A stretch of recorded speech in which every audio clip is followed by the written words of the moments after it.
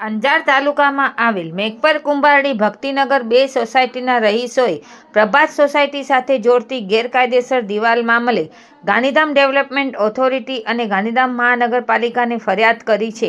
વકીલો મારફતે પાઠવેલા તાકીદપત્રમાં છેલ્લા 15 વર્ષથી ન હોવા છતાં અચાનક દિવાલ બાંધવાના કાર્ય પર સવાલ ઉઠાવવામાં આવ્યા છે।